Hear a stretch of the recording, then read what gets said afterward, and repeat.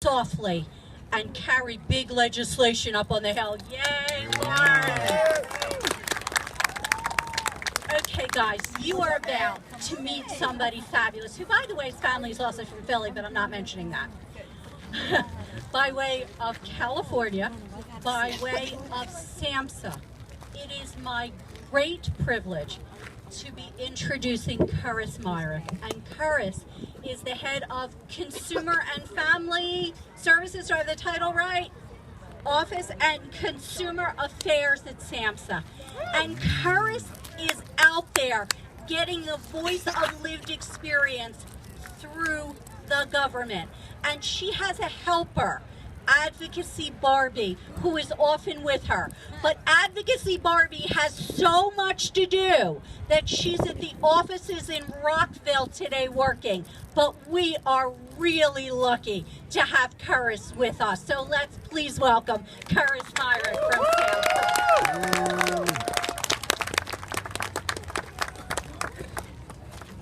Okay, thank you very much. How is everyone? Great. Can everybody hear me? Can you hear me okay? Yep. Can I? There you go. All right. So, wow, it's so cool to see everybody here. And I want to thank the Dignity Coalition and all the work that they've done to bring everybody together here today. You have to forgive my voice. When people are talking about parity and what to expect when you go into the hospital, I went into the ER the day after my birthday to find out that I have a cyst on my thyroid that's sitting on my vocal cord. So it actually paralyzes and unparalyzes my vocal cord. But I will say the treatment was magnificent. And people were really nice. And when I got scared and was crying because I was there, people were really helpful. And I had not had that happen in a psychiatric hospital when I was hospitalized for psychiatric issues. But let me first by saying, telling you a little bit about who I am. I first want to, again, welcome everybody, and I want to say that I humbly and gratefully stand here before you today as a daughter, a granddaughter, a sister, a co-worker, a cousin, and a friend. I also gratefully and humbly stand here before you today as the daughter of a Korean and Vietnam War veteran. I stand here before you today humbly and gratefully as an African-American woman and as a Creek Muskogee First Nations woman. And I stand here before you today as a woman living in recovery from a diagnosis of a serious mental illness. And I stand here because I was told all of my life by others what I couldn't do and why I couldn't do it and why I couldn't achieve, first because of my race. I have been told what I couldn't do and couldn't achieve because of my diagnosis. I lived a life of self-hatred and shame because I didn't want people to call me crazy, psycho, wacko, and the N-word, which people actually did. And they would string them all together. And what happened was I learned not to love myself, and I believed that I was unlovable. My parents, however, believed in me, loved me, supported me, and encouraged me, even when they didn't even know what was exactly going on, and they never lost hope. So I owe the start of my recovery to my parents who said I could achieve anything and supported me to do so. So this taught me how to reclaim my humanity, respect, and dignity. The love for me was strong, and strong enough that I finally learned that I am lovable, that I can love myself, and I can love others. I was called crazy, psycho, weird, and the N-word and the B-word. But I've also been called CEO, President, and now Director of the Office of Consumer Affairs.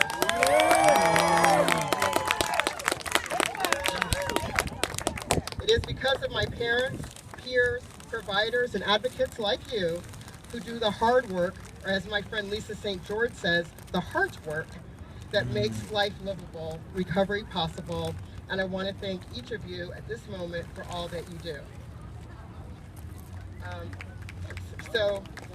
And one would think, this is interesting, one would think that given all of my personal experiences and years in the working in mental health, that talking about recovery and dignity would be something really easy, but actually it's not. Because I found that we still have a lot of disagreement, and I'm confounded about that disagreement when we're talking about recovery.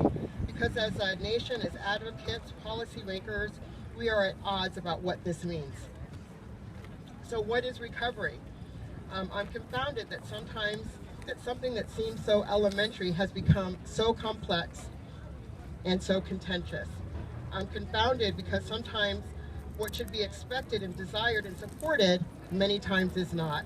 And I'm confounded because we fight over who can recover, who cannot recover, disagree about the point at which a person can recover, and set recovery up as something that is unattainable for many, as in, and I think Dr. Evans said, have you heard this one before?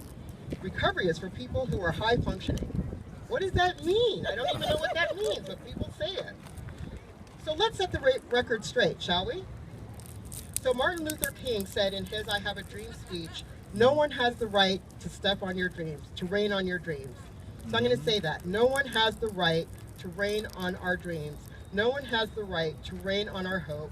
No one has the right to rain on our recovery. No one has the right to rain on our dignity.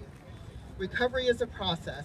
And at SAMHSA, people like you, providers, people living with mental illness and substance use conditions, and other public and family members, stakeholders, have defined recovery as a process of change through which individuals improve their health and wellness, live a self-directed life, and strive to reach their full potential. So really, what is it? It's just getting better, right? Is that what we want? We want to get better. And we want to get better in all the domains of health, home, community, and purpose. So recovery is about me, it's about you, it's about our families, our friends, our peers, and our allies. It happens and it is real.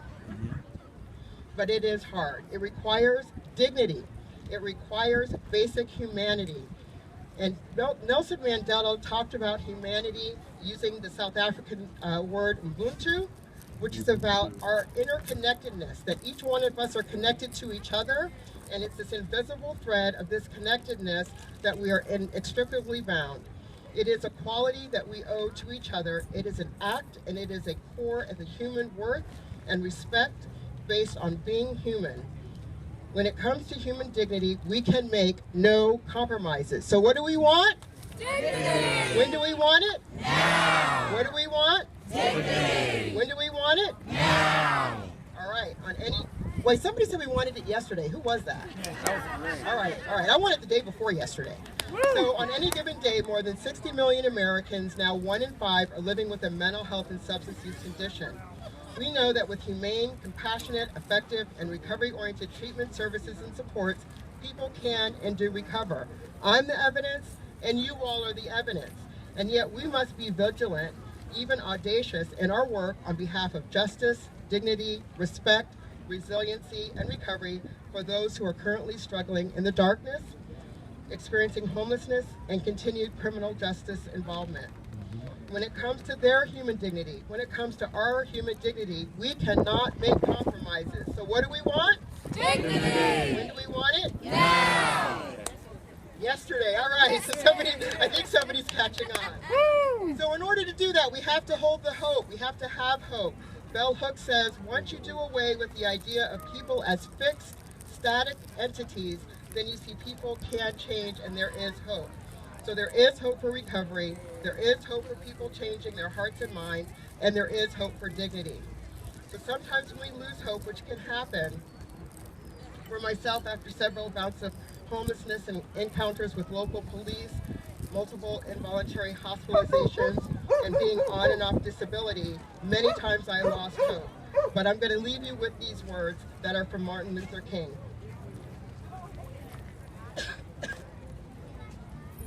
Maybe. You got it! What about Martin Luther King? She get ready to tell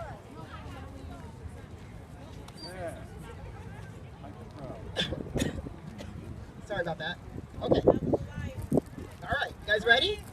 See, I made you hold on. I really didn't need a drink of water. All right, so I'm going to leave you with these words from Martin Luther King. If you can't fly, then run. If you can't run, then walk.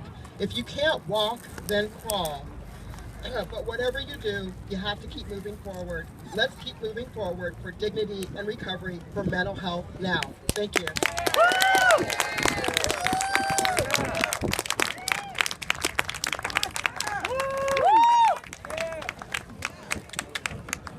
Guys, let's hear it for Karis Myrick with the federal government, with SAMHSA. Are we lucky to have people like Karis? I know you have all been so patient. We are walking. ducking momentarily. But one more special treat for you. We have a spoken word performance by Ms. Sharon Wise. And I'm not going to do anything but call her up here. You all will love her. Let's welcome Sharon.